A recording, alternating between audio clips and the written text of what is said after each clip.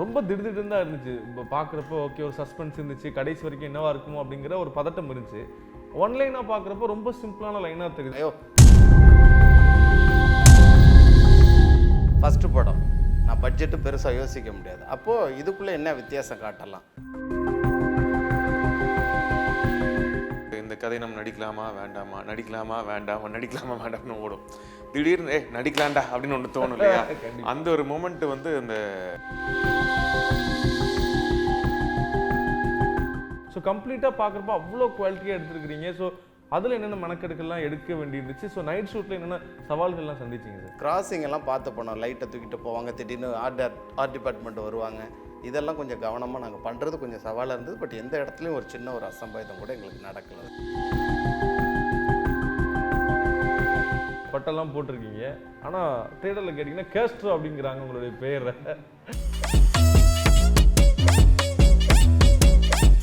எவ்வளோ பெரிய ஆளாக இருந்தாலும் இங்கே இவர்கிட்ட ஆகாது. அப்படி தான் இந்த கேஸை ஹேண்டில் பண்ணுவார். சின்ன கேஸாக இருக்கட்டும், இதிலே வரும் உங்களுக்கு. அதை நான் இப்போ சொல்லிட்டேன்னா மாட்டிக்குவேன். நல்லா போய்கிட்டு இருந்துச்சு. ஒரு இடத்துல கொஞ்சம் பிரெயின் ஃபேட் ஆச்சு. ஸோ அங்கே என்னால் யோசிக்கும் போது அந்த இடத்த எப்படி நகட்டுறதுன்னு கொஞ்சம் குழப்பமாகவே இருந்துச்சு. அப்படின்னு அங்கே ஒரு சாங்கை வச்சிடலாம். எல்லாமே ஒரு போலீஸ் வேடம் தான். ஆமா. உங்களுக்கு தோணுதா ஏன்னா இது நம்ம உண்மையாவே போலீஸாவே வாழ்ந்துகிட்டு இருக்கோமா அப்படின்னு?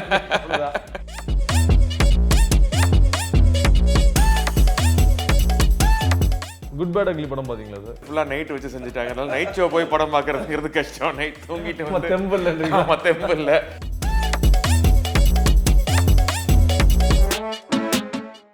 நியூஸ் தமிழ் நேயர்களுக்கு வணக்கம். நான் ஜார்ஜினோ.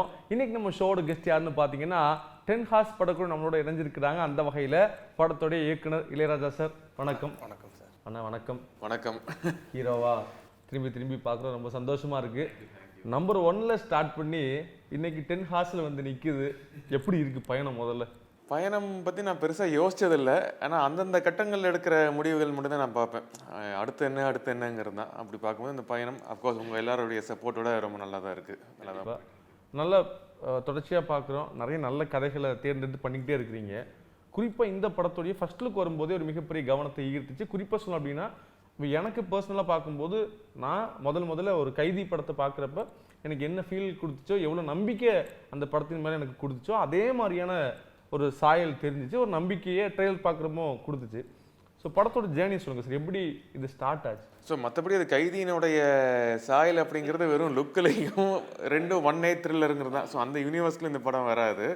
ஸோ இந்த படம் எப்படி ஸ்டார்ட் ஆச்சுது அப்படின்னா, படத்தோட டைரக்டர் இளையராஜா வந்து எனக்கு முன்னாடியே நான் நடித்த ரங்கா படத்தில் வந்து அவர் தான் கோ டைரக்டராக ஒர்க் பண்ணார். ஸோ அப்புறமே வந்து நல்ல பழக்கம். அப்போது சமீபத்தில் வந்து உங்களுக்கு ஒரு லைன் வச்சுருக்கேன் சொல்லட்டுமா அப்படின்னு சொல்லிட்டு வந்து கதை சொன்னார். கேட்கும் போது ரொம்ப த்ரில்லிங்காக இருந்துச்சு. அண்டு நான் எப்போயுமே ஜென்ரலாக ஒரு கதை கேட்கும் போது வந்து கதை எந்தளவுக்கு சுவாரஸ்யமாக இருக்குது, அதில் எந்தளவுக்கு ஒரு நாவல்ட்டி ஃபேக்டர் இருக்குது, அண்ட் அதில் நம்ம கதாபாத்திரம் என்ன பண்ண முடியும் அப்படிங்கிறது வந்து நான் இந்த 3 விஷயங்கள் நான் கொஞ்சம் கவனமாக இருப்பேன். அது எல்லாமே இந்த கதையில் இருந்தது. அண்ட் பவுன் ஸ்கிரிப்ட் வாங்கி படித்தேன். ஏன்னா வந்து அவர் கதையாக சொல்லும் போது சில விஷயங்கள் எனக்கு கொஞ்சம் கிளாரிட்டி இல்லாமல் இருந்தது. அது காரணம் வந்து ஏன்னா இது ஒவ்வொரு இடங்களையும் நிறையா ட்விஸ்ட் அண்ட் டர்ன்ஸ், நிறையா வந்து டீட்டெயிலிங் நிறையா இருக்கும் ஸ்கிரிப்டில். ஸோ எனக்கு மேபி ஒரு சில விஷயங்கள் வந்து எனக்கு டவுட்ஸ் நிறையா இருந்ததுனால ஸ்கிரிப்டை வாங்கி திரும்ப படித்தேன்.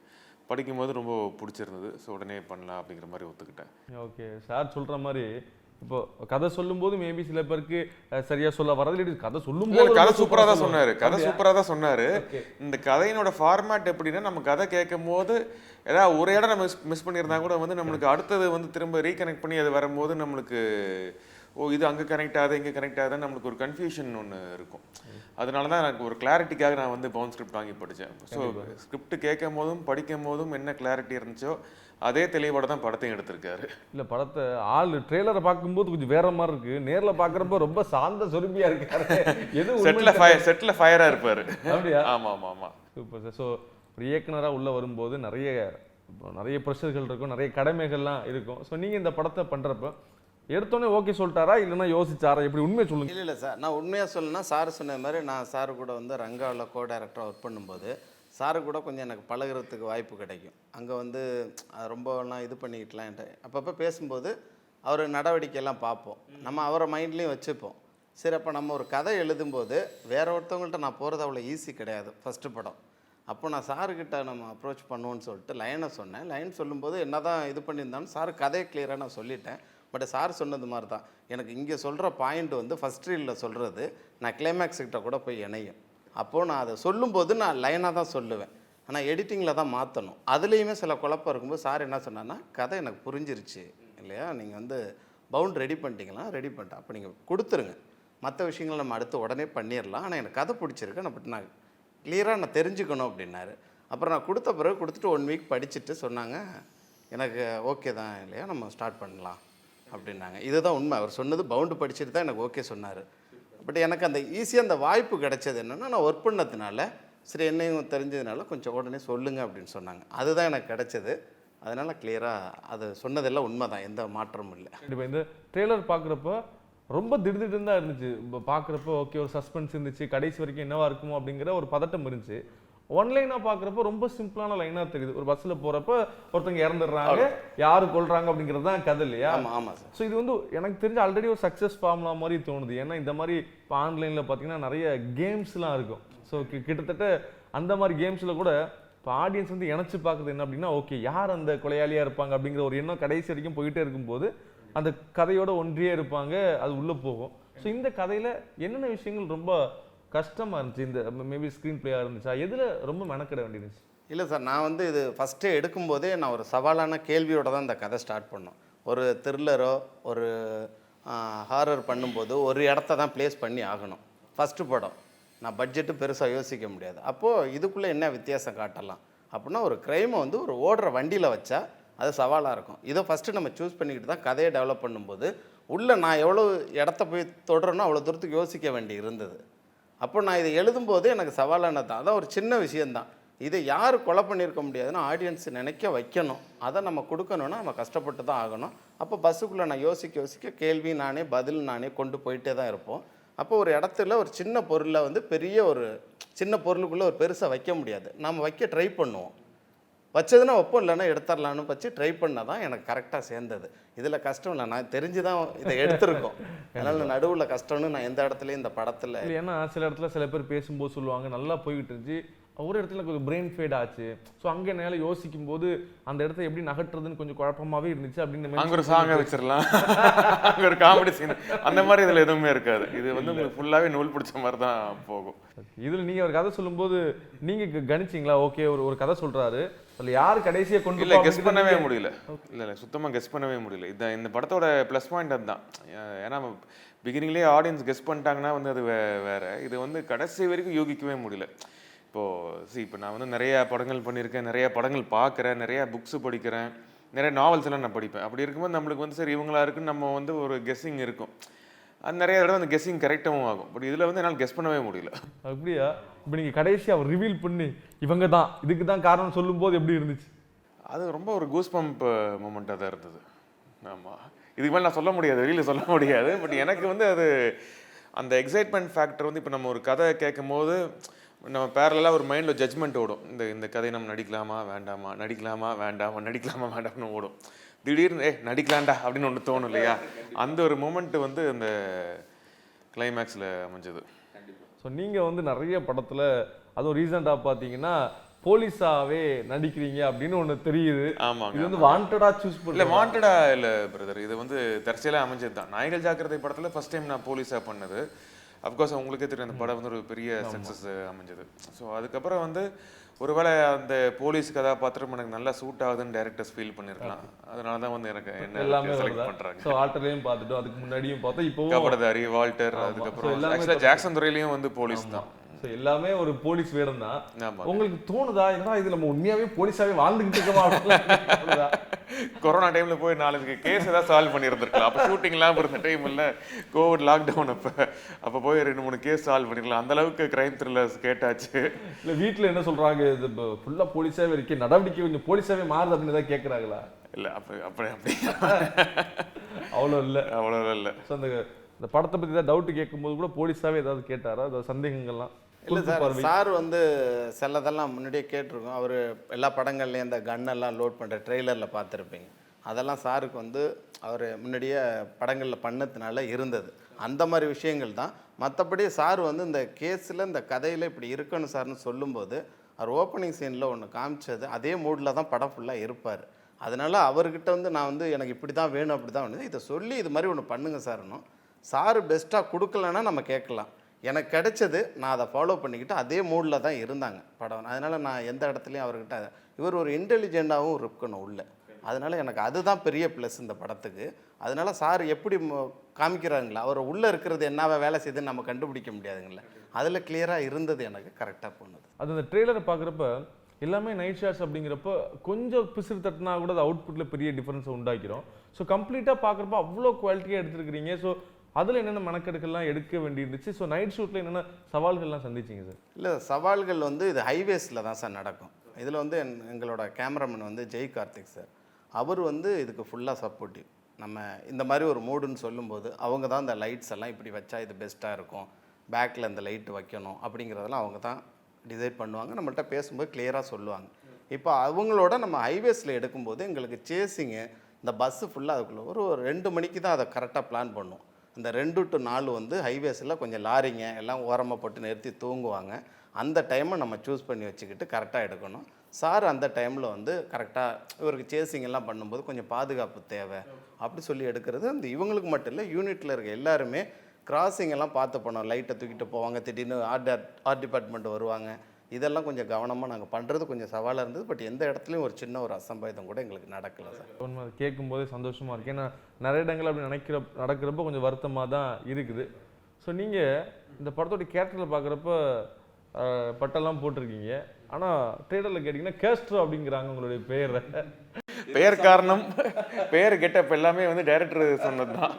இல்லை அது வந்து அதான் சார் கேஸ்ட்ரோங்கிறது. இப்போ நம்ம படத்தோட ஹீரோ வந்து அவர் கேஸ்ட்ரோங்கிறது என்னென்னா எல்லாருக்குமானவர் தான் அவர். இப்போ அவர் ஒரு குறிப்பிட்ட தலைவர் குறிப்பிட்ட நாட்டோட இதுன்னு நம்ம சொல்ல முடியாது. அவர் எல்லாருக்குமானவர். இது இந்த படத்தோட கதையை தான். இங்கே யாராக இருக்கட்டும் பாதிக்கப்பட்டவங்களுக்கு நியாயம் கிடைக்கிறதுக்கு எனக்கு என்ன தோணுதோ அதை மட்டும்தான் செய்வேன். அவர் தான் கேஸ்ட்ரோ, அவ்வளோதான். இதில் வந்து அவர் எவ்வளோ பெரிய ஆளாக இருந்தாலும் இங்கே இவர்கிட்ட ஆகாது. அப்படி தான் இந்த கேஸை ஹேண்டில் பண்ணுவார். சின்ன கேஸாக இருக்கட்டும் இதிலே வரும் உங்களுக்கு. அதை நான் இப்போ சொல்லிட்டேன்னா மாட்டிக்குவேன். அதனால தான் நான் இந்த இது எல்லாருக்குமானவராக தான் இருப்பார். அதனால தான் இந்த கேஸ்ட்ரோன்னு வச்சேன். கண்டிப்பாக வேறு ஒன்றும் அது தலைப்பு அப்படி சார். எப்படி சார் பார்க்குறீங்க? ஆக்சுவலாக ஒரு இயக்குனர் ஒரு கதையை மட்டும் எடுத்துகிட்டு போகாமல் ஓகே ஒரு கேரக்டர் அந்த கேரக்டரைசேஷன் இப்படி ஹெல்ப் பண்ணணும் அப்படின்னா பின்னாடி இந்த நேம் இருக்கணும் அப்படின்னு இவ்வளோ விஷயங்கள் யோசித்து ஒரு கேரக்டர் பண்ணுறப்ப உங்களுக்கு தோணுதா ஓகே ரொம்ப டீட்டெயிலாக யோசிக்கிறாங்க, இதெல்லாம் வருங்காலத்தில் ஓகே ஒரு தமிழ் சினிமா ஒரு முக்கியமான இடத்துக்கு நவுட்டுது அப்படின்னு நீங்கள் யோசிக்கிறீங்களா சார்? டெஃபினட். ஆனால் இன்றைக்கி வந்து உங்களுக்கு டைரக்டர்ஸ்க்கு வந்து இப்போது பெரிய சேலஞ்சே வந்து இன்றைக்கி எல்லா கண்ட்ரீஸ்லேருந்து எல்லா லாங்குவேஜ் கண்டென்ட்டும் வந்து நீங்கள் ஓடிடியில் வந்து இன்றைக்கி பார்க்குறதுக்கான ஒரு விஷயம் வந்துருச்சு. ஸோ ஆடியன்ஸுக்கு வந்து இப்போது மனநிலை வந்து மாறி இருக்குது. அவங்க ஒரு படம் பார்க்குற விதம் ஒரு வெப் சீரிஸ் பார்க்குற விதமே வந்து சேஞ்ச் ஆகிருக்கு. ஸோ அது வந்து மிகப்பெரிய சேலஞ்ச் தான் டைரக்டர்ஸுக்கு. த சேம் டைம் அது ஒரு சேலஞ்சாக எடுத்துக்கிட்டு அவங்க வந்து அதில் இறங்கி ஒர்க் பண்ணும்போது நிறைய வித்தியாசமான கண்டென்ட் உருவாகுது. ஸோ அது என்ன மாதிரியான ஹீரோஸ்க்கு அதில் வந்து ஒரு பெனிஃபிட் கிடைக்குது. கண்டிப்பாக. இப்போ நீங்கள் இந்த படத்தோடைய அவுட்புட் பார்த்தீங்களா? உங்களுக்கு எப்படி இருக்குது? இல்லை, எனக்கு படம் அவுட்புட் பார்க்கும்போது ஃபர்ஸ்ட் ஆஃப் ஆல் ஒரு புது இயக்குனர் பவுண்ட் ஸ்கிரிப்டில் இருக்கிற விஷயத்தை வந்து ஸ்க்ரீனுக்கு கொண்டு வந்துட்டார்னாலே வந்து ஒரு சக்ஸஸ். அவர் சொன்னப்போ நம்ம வந்து சரி இந்த படம் இப்படி வரும்னு நம்ம ஒன்று எதிர்பார்த்துருக்கோம்ல, அதை விட பெட்டராகவே இந்த படம் வந்திருக்கு. ஸோ அதனால் வந்து நான் இளையாவுக்கு பெரிய தேங்க்ஸ் சொல்லி. Thank you sir. உங்களுக்கு சாருக்கு நன்றி தான். இந்த படம் என்னால் மட்டும் இல்லை சார். நான் ஒரு இதையும் சொல்லிடுறேன். சாருக்கு வந்து 2 மணி வரலும் தான் நான் கால் ஷீட்டு கேட்டிருந்தேன். நைட் 2 மணியோடு நான் அனுப்பிடுறேன் சார்.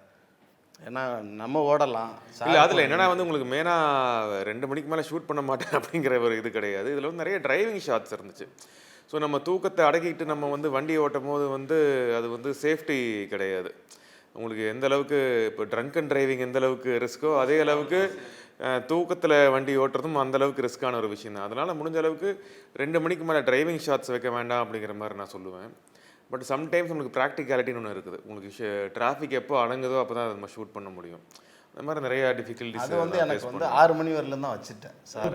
அப்படியா? 6 மணி அந்த சன்ரைஸ் ஒரு நாள் சொல்லிட்டாங்க. அந்த சன்ரைஸ்க்கு முன்னாடி எனக்கு முடியுமா இன்னைக்கு அதுன்னாங்க. சன் வெளில வருது சன்ரைஸை பார்த்தது இந்த படத்துல நிறைய பார்த்துருக்கேன். அப்போ வந்து அதெல்லாம் வந்து எனக்கு அட்ஜஸ்ட் பண்ணி இப்போ அவங்க இப்போ என்ன சொன்னது மாதிரி நான் அதுக்கு தேங்க்ஸ் சொல்லிக்கிறேன் சாருக்கு.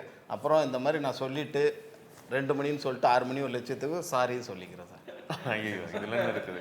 Super sir. ஸோ இவ்வளோ நம்பிக்கையாக 2 பேரும் பேசுகிறப்ப சந்தோஷமாக இருக்குது. இந்த நைட் டைம் கதை அப்படின்னா ஒரு ரிஸ்க் இருக்குது சார். ஏன்னா இது கிட்டத்தட்ட பார்த்தா ஒரே நைட்டில் நடக்கிற கதை. எல்லாமே பியூராக லாஜிக்காக இருந்தால் மட்டும்தான் படம் வந்து ஆடியன்ஸால் அக்செப்ட் பண்ணப்படும்.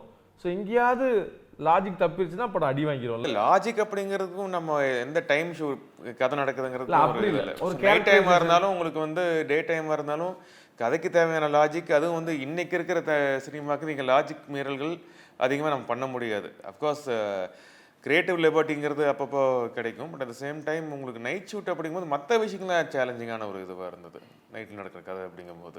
உங்களுக்கு அப்படி ஏதாவது லாஜிக் மிஸ்டேக்ஸ்லாம் இல்லாமல் பண்ணணும்னு கான்சியஸாகவே இல்லை? இல்லைப்பா, நம்ம அது கண்டிப்பாக டேரக்டராக நம்ம வந்து அதை செஞ்சு தான் சார் ஆகணும். ஏன்னா என்னை நம்பி ஒரு ஆடியன்ஸ் உள்ளே வரப்போகிறாங்க, சார் படம் இப்படி தான் இருக்கணும்னு ஒன்று வருவாங்க. இதை விட்டுட்டு நான் தாண்டி போக முடியாது. அதுவும் இல்லாமல் இப்போ படம் பார்க்குறவங்க எல்லோரும் ஒரு இயல்பாக இருக்கணும் தான். இப்போ எல்லா படங்களும் அப்படி தான் வருது. இப்போது நீங்கள் எக்ஸ்ட்ரீமாக போக முடியாது. சின்னதாக ஒரு சில ஓட்டைகள் இருந்தால் அவங்களே புரிஞ்சுக்கிறாங்க, ஐயோ அது அங்கே போய் எப்படி எடுக்க முடியும், பரவாயில்ல அவங்க ட்ரை பண்ணியிருக்காங்கன்னு சொல்கிற அளவுக்கு இருக்குது. அதனால நாங்கள் அந்த மாதிரி பெரிய இதெல்லாம் நாங்கள் தவறுகள்லாம் பண்ணாத அளவுக்கு இந்த படத்துக்கு நம்பிக்கை என்ன அவங்க வர்றாங்களோ அதை நாங்கள் காப்பாற்றுவோம்னு நம்பிக்கை இருக்குது. கண்டிப்பாக இந்த 10 ஹார்ஸ் போன்ற படங்களை மக்கள் ரொம்ப விரும்பி பார்க்குறாங்களோன்னு தோணுது. ஏன்னா இதோட ட்ரெய்லர் வச்சு தான் நான் பேசிக்கிட்டு இருக்கேன். ஸோ ரீசெண்டாக ஓடிடி இருக்கு. ஸோ ரீசெண்டாக வந்து நிறைய சின்ன த்ரில்லர் படங்களும் மிகப்பெரிய வெற்றி அடைஞ்சிருக்கு.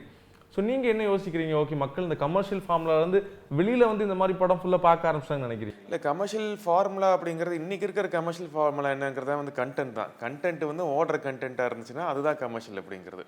நம்ம கமர்ஷியலாக இது இருந்தால் தான் ஒரு படம் சக்ஸஸ்ங்கிறது கிடையாது. இன்றைக்கி வந்து வித்தியாசமான கண்டென்ட் ஆடியன்ஸ் வந்து அதை விரும்பி பார்த்து அதை வந்து கமர்ஷியல் சக்ஸஸ் ஆக்கும்போது அதுவும் கமர்ஷியல் ஃபிலிம் ஆகிருது. கண்டிப்பாக. குட் பேட் அக்லி படம் பார்த்தீங்களா சார்? இனிமேல் தான் பார்க்கணும் பிரதர். ஏன்னா வந்து நம்ம அடுத்த வாரம் நம்ம படம் ரிலீஸுக்கு இருக்கும்போது வந்து ஃபுல்லாக ப்ரொமோஷன்ஸ் இப்போ உங்களை மாதிரி நிறைய பேர் வந்து இன்டர்வியூஸுக்கு வருவாங்க. ஆமாம், ஸோ அது ஒரு படம் தான் வந்து நம்ம ஃபுல்லாக நைட் வச்சு செஞ்சுட்டாங்க. அதனால நைட் ஷோ போய் படம் பார்க்குறதுங்கிறது கஷ்டம். நைட் தூங்கிட்டு வந்து தெம்பில்ல. அதனால் டெஃபினட்டாக பார்ப்பேன். நான் படத்தை பற்றி ரொம்ப பாசிட்டிவாக எல்லாருமே சொல்கிறாங்க. டெஃபினட்டாக பார்க்கணும். கண்டிப்பாக. நீங்கள் சொல்லும்போது ரொம்ப பாசிட்டிவாக சொன்னீங்க, நான் வந்து நாவல்ஸ் படிப்பேன், நிறைய கதைகள்லாம் வாசிப்பேன் அப்படின்னு. ஸோ எப்படி உங்களோட டைம் எப்படி பேலன்ஸ் பண்ணுறீங்க? ஆல் வர ஃபிசிக்ஸ் நல்லா பில்ட்டாக வச்சுருக்கீங்க, என்ன ரொட்டீன்? அது நம்ம ஃப்ரீ டைமில் எப்படி இருந்தாலும் வந்து ஒர்க் அவுட் பண்ணுறதுங்கிறது இருக்கும், ஃபேமிலியோட டைம் ஸ்பெண்ட் பண்ணுறது இருக்கும், நண்பர்களோட டைம் ஸ்பெண்ட் பண்ணுறது இருக்கும். அண்ட் அஃப்கோர்ஸ் புக்ஸ் படிப்பேன், நிறைய படங்கள் பார்ப்பேன், நிறைய ட்ராவல் பண்ணுவேன். ஓகே, என்னென்ன சொல்லிக்கிட்டு இருக்கீங்க? எல்லாம் ஒரே நாளில் பண்ண மாட்டேன் பிரதர். ட்ராவல் பண்ணுறப்ப ஃப்ரெண்ட்ஸோட இருப்பேன், ஃபேமிலியோட ஸ்பெண்ட் பண்ணுறேன், ஃபேமிலியோட இருப்பேன். ஓகே, ஆமாம். ஸோ ஆள் பார்க்கறதுக்கு பலன்னு இருக்கீங்க. தேங்க்யூ. நான் ரொம்ப நாளாக கேட்கலாம், உங்களோட பல கேரக்டர்ஸ் பண்ணணும்னு ஆசைப்படுறேன். அதனால பலன்னு இருக்குன்னு நினைக்கிறேன். உங்களோட ஸ்கின் கேர் ரொட்டீன் தான் என்ன சார்?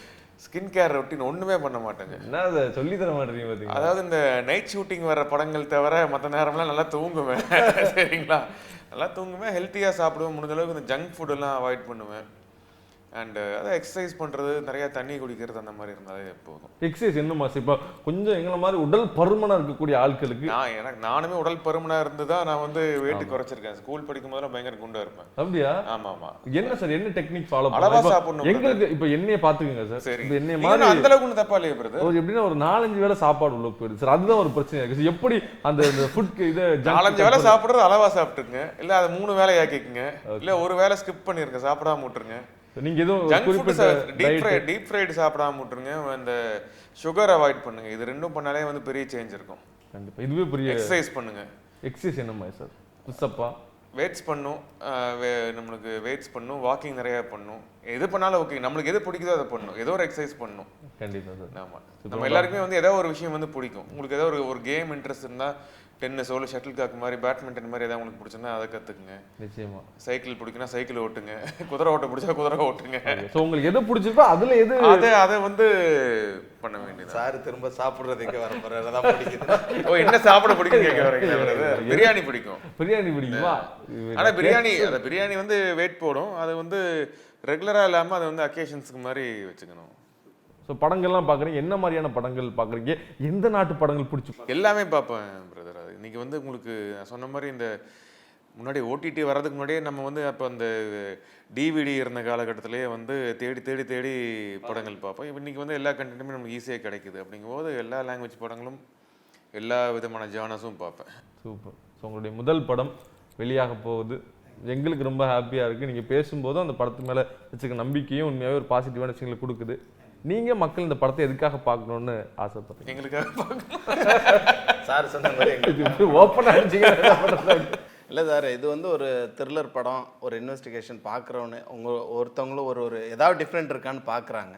அதை நாங்கள் கண்டிப்பாக வந்து இந்த படத்தில் நாங்கள் அப்படியே எல்லாத்தையும் மாற்றிட்டோம்னு சொல்லலை. கண்டிப்பாக நீங்கள் எதிர்பார்த்து வர்ற இந்த ட்விஸ்ட்டு அது இல்லாமல் இந்த படத்தில் ஒரு டிஃப்ரெண்ட்டும் நாங்கள் ஒன்று சின்னதாக காட்டுறோங்கிறதுல நாங்கள் உறுதியாக சொல்கிறோம். அதனால் தேட்டர் வந்து நீங்கள் கண்டிப்பாக பாருங்கள், உங்களுக்கு பிடிக்கும். அவ்வளோதான் சார். நீங்கள் இந்த படத்துக்கு மேலே எவ்வளோ நம்பிக்கை வச்சுருக்கீங்க? இந்த படம் இல்லை டெஃபினட்டாக, ஏன்னா எனக்கு இந்த படம் வந்து ஒரு டிஃப்ரெண்ட்டாக ஒரு கம்பேக்குன்னு சொல்லலாம்.